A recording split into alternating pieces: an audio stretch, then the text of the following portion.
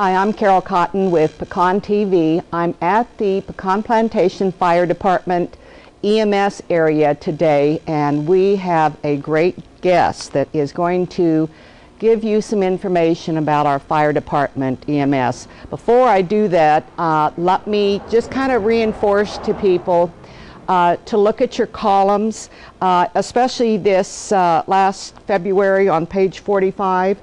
The Pecan Plantation Fire Department has information. Dave Raffa always puts an article in here with some really good information.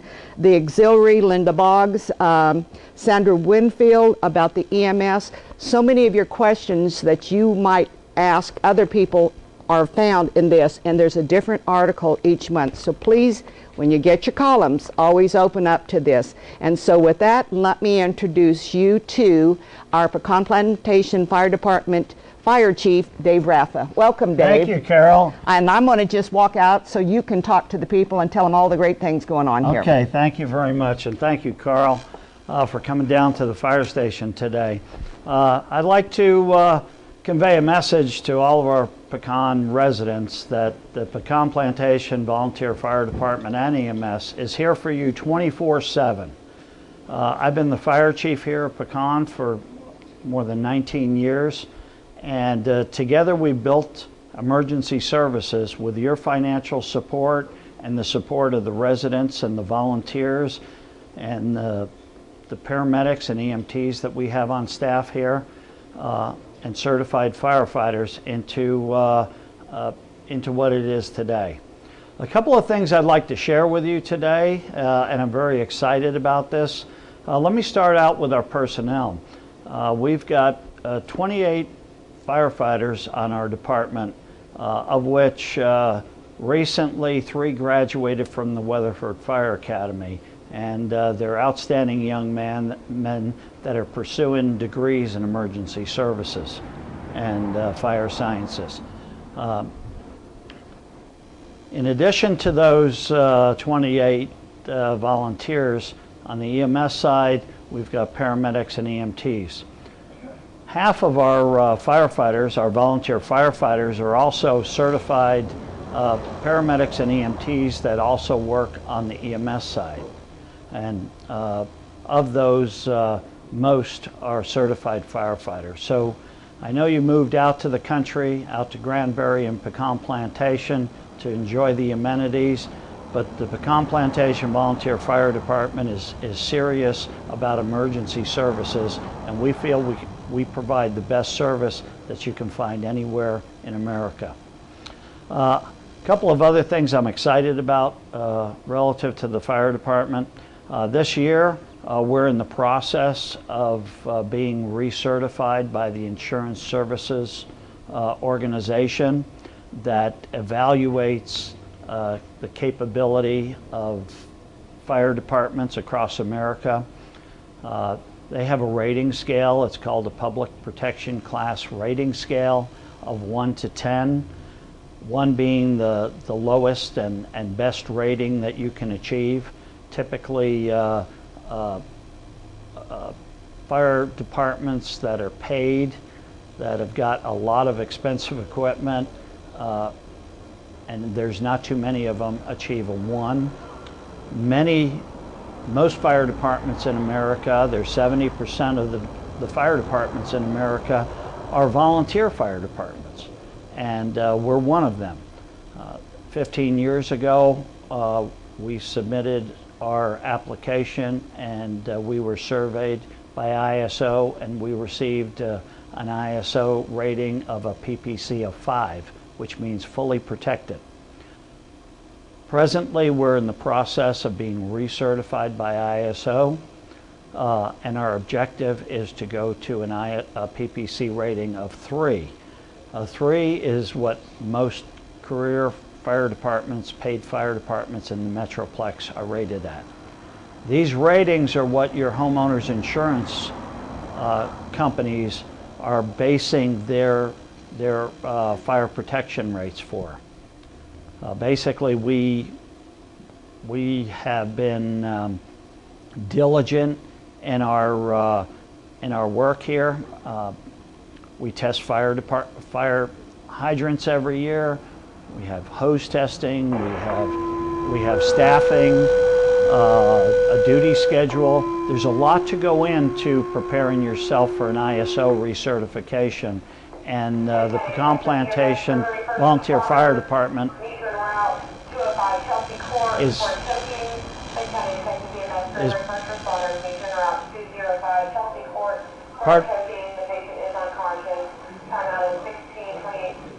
pardon me for the pause, but we just had some tones going off in the county that weren't relevant to us. So essentially, the ISO recertification encompasses our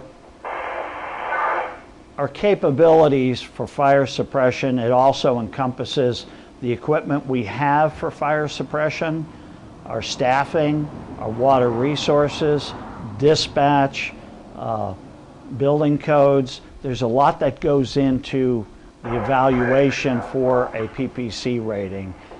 So over the course of the next 6 months, we will be in that process, but a lot of hard work and preparation has been done by the volunteers of the Pecan Plantation Fire Department. The next thing that I'm excited about in correlation to that, we are in the process of replacing this engine that is right behind me. This is our primary rescue engine. We purchased this 10 years ago as an engine that was in service at Cedar Park. We purchased it used because we were not at the time able to purchase a new engine. And since it's 21 years old, we budgeted this year for capital replacement of it. We'll be putting in service over the course of the next month a new 2010 Rosenbauer custom Class A engine, and that will also contribute to our capabilities for ISO. So as fond as I am of this engine here, it's time to move on and increase our capabilities for rescue. A number of people don't realize that here at Pecan we've got water emergencies to deal with, we've got structure fires, we've got brush fires, we've got motor vehicle accidents, we've got aircraft incidents. There's a number of things that we have to be prepared to be able to handle, and I feel confident that the membership of this department and the equipment that we have is capable of handling every type of situation, including water rescues as well. We also have a rescue boat that we've introduced in the last year as well. So the third item that I'd like to discuss today has to do with emergency services in general. We are here for you 24/7. Even though we're volunteer on the fire department side, if you need assistance, if you need your smoke detectors tested, if you're concerned about something at your home, please feel free to call us. We'll be glad to come out and check things out. If you're concerned about some issues inside your walls, if there's a potential fire, we've got thermal imaging cameras that we can actually see through the wall. But we're here for you. I mean, that's a common phrase that you'll hear from EMS Chief Sandra Winfield say all the time, that we are here for you. And the Pecan Plantation Fire Department is here for you. Those of you who have come down to the fire station see a lot of equipment around here, and you wonder, wow, where did they get all this equipment, and how much is it costing us to do all this? A number of units that we have here, including our pumper tanker engine 82. That is provided by Hood County Fire Protection Services. That's the county commissioners and county judge through the fire marshal's office has provided a large pumper tanker engine 82 for us to operate. We've got 2 brush trucks that were one was provided by Hood County, the other one was obtained on a grant through the Texas Forest Service. So you see a lot of equipment around here, but we didn't purchase it all. We secured the means to get the proper equipment out here for your protection. Again, we would like to thank you for supporting us. The financial support we receive is imperative to our survival. Essentially, that $10 that you pay per month funds our salary expense for our paramedics and EMTs. If you have a medical emergency, those paramedics and EMTs will be at your door in approximately 5 minutes. We know what that salary expense is, and that's what that funds. Our ambulance run income actually subsidizes everything else that goes on around here. We set aside money every month in our capital reserve fund to replace fire trucks, replace ambulances. When a truck breaks down, especially an engine breaks down, everything is in increments of $10,000. You've heard some talk around that we have money in the bank. Well, we need to have money in the bank in order to be prepared for when a truck goes down. So we want to thank you very, very much for your support. Again, I've been the fire chief here for over 19 years, and together, including the residents of Pecan, we've built this fire and emergency services for your benefit. Thank you very much, and thank you, Carol, for coming out here today. We really appreciate it. And Carl, we thank you very much for your support and coming out and videoing this. Well, it's always a pleasure coming here and talking to you. I spent many hours here when we first moved here, the first 3 or 4 years on the auxiliary here, and got to know everybody and knew how great this group is. So thank you. Now, Carl, let's go over to the EMS building and speak with Sandra Winfield. Thanks, Carl. Now we're in the Pecan Plantation EMS building.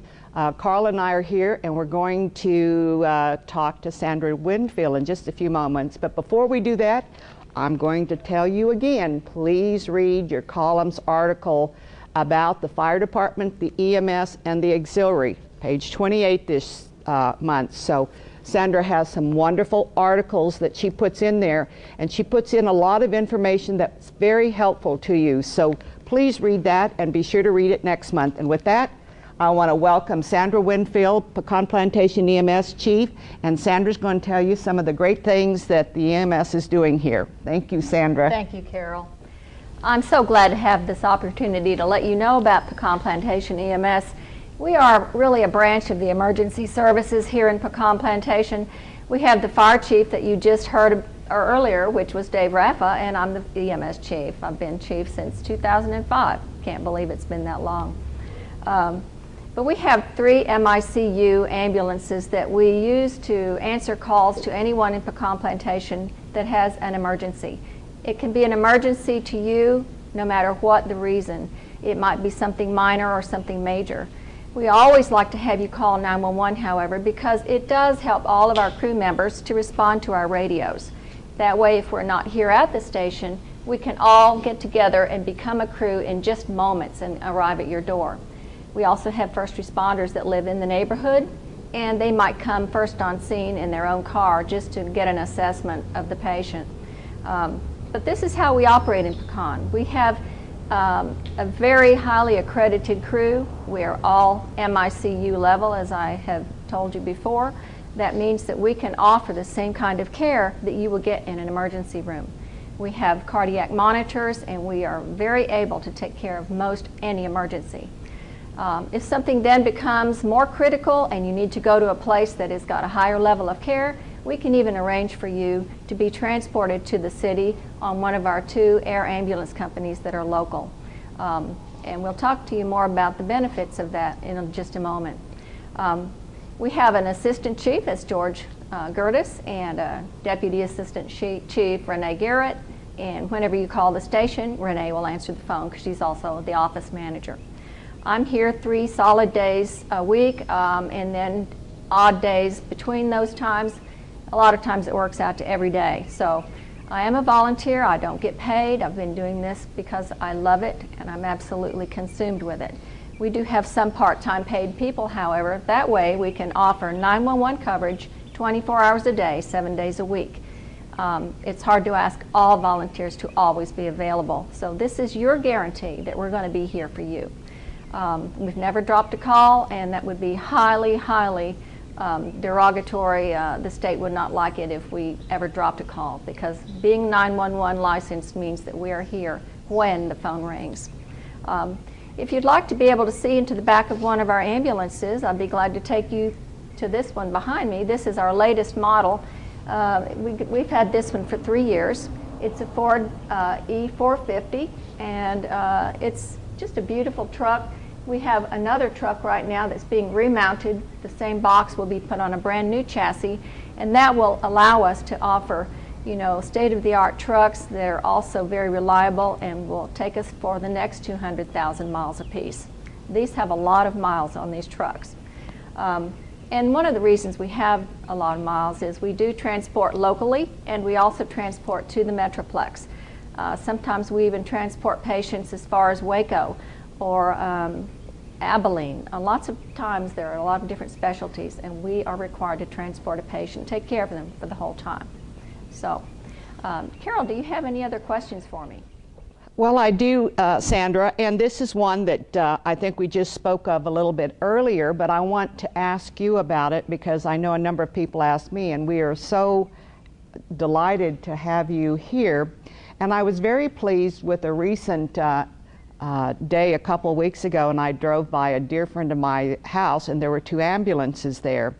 And I really didn't know the whole reason, but I'd like you to tell our members the reason why you bring 2 ambulances. Well, oftentimes we have the need to have extra help on scene to just stabilize a patient or to have lift assistance. And also, it just never fails. If you're on one call, you get a tone out for a second one. Our crew is already available. Our second truck is already with us. We don't have to come right back to the station to get the second truck and go to that call. So it's allowed us to be extremely efficient. And once we tried it a few times, you know, really we depend upon that. So you might see 2 trucks. Sometimes only one, because perhaps the other one is already on a call. And actually, if we need to respond to a 3rd call, we've done that as well. We have a 3rd truck. And from our 18 members on our roster, quite a few of them live here in Pecan. Some are on the fire department as EMTs. And we can get that 3rd crew if we need it in a hurry. So. Well, thank you so much. As you know, as I said earlier, I worked with the auxiliary, and I've been here firsthand to see what these wonderful people do, and I cannot thank you guys enough for the volunteerism that you have here and what you do for Pecan here. So thank you so much. Thank you very much. And so with that, Carl, in just a few moments, I'm going to turn it over to Robert Burns, the board president, and he'll give you some more information about some information he wants to pass on to you. So with that, Sandra, thank you so much. Thank you, Carol. Thank you very much. Appreciate it. Thank you, Carol. Thank you, Dave. Thank you, Sandra. My name is Robert Burns, and I'm the president of the Pecan Plantation Volunteer Fire Department and EMS Board of Directors. I wanted to briefly tell you who we are, what we do, and give a brief history of where we came from. In 1996, the fire department and EMS separated from PPOA due to a potential liability issue and incorporated as a 501c4 company under the name Pecan Plantation Volunteer Fire Department and Emergency Medical Service Incorporated. A board of directors consisting of 5 members, elected by the members of PPOA, the fire chief, and the EMS chief, was established to oversee the operation and financial responsibility of emergency services. In 2006, PPOA did away with dispatch, again due to a potential liability issue, and forced us to move over to the 911 system for Hood County. Through the efforts of George Gertis, Assistant EMS Chief, and Sandra Winfield, the EMS Chief, Pecan EMS became compliant with all of the necessary state health department requirements in order to respond as authorized 911 EMS providers. As such, we were able to come to an agreement with the PPOA to be signed as the 911 provider exclusively for Pecan Plantation, along with a mutual aid agreement with Texas Hood County EMS in Hood County. This mutual aid agreement simply means that if all 3 of our ambulances are on calls and a new emergency comes in, Texas EMS will assist us on the 4th call. In return, if all of Texas EMS vehicles are busy, PPEMS will assist them within the county. This rarely occurs, but is in place as a backup. In the case of the fire department, when a fire is toned out, 3 departments are dispatched to the scene. If there is a fire in Pecan, De Cordova and Indian Harbor fire departments will also respond. Likewise, Pecan Fire Department will also respond outside the gates to assist other departments. As a requirement to be the 911 provider in Pecan, we must staff EMS 24/7, 365 days a year. Therefore, in addition to the numerous volunteers, we have paid paramedics, thus a payroll expense. Your $120 a year funds this expense and allows for capital reserves. Both the firemen and EMS personnel work closely with each other in numerous scenarios and train for specific situations as a team. The vast majority of our personnel are volunteers. All of the fire department are volunteers and give their time and energy to ensure the very best in emergency services. We, as members, are very fortunate to have these volunteers who are continuously training to be prepared for any and all emergencies. Our response time to the scene is remarkably fast. In many cases, a volunteer will be at your door within 5 minutes to begin assessing the situation. In addition, we also have an auxiliary that sponsors fundraisers to help in the purchase of equipment and supplies. Without the volunteers on the fire department, EMS, and auxiliary, and without your financial support, we would not be able to offer the outstanding service we all want and need. I speak for all of us associated with emergency services when I say thank you for the overwhelming support of you, the members of Pecan Plantation. In closing, please remember that if you have an emergency or think you might have an emergency, dial 911 and let our personnel assist you. Also remember, we are here for you. Thank you.